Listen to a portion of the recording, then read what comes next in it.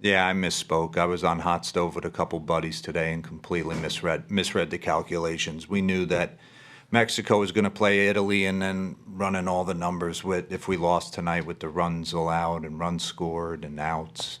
So I just misspoke.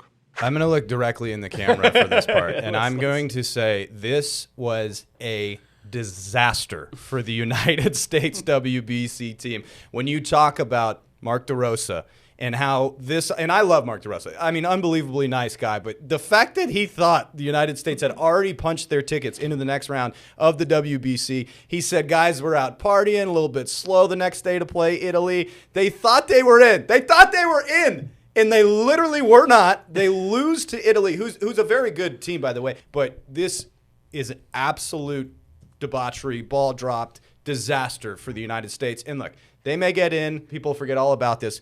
But this is a horrendous look, no matter which way you slice it, with the fact that they thought they were in.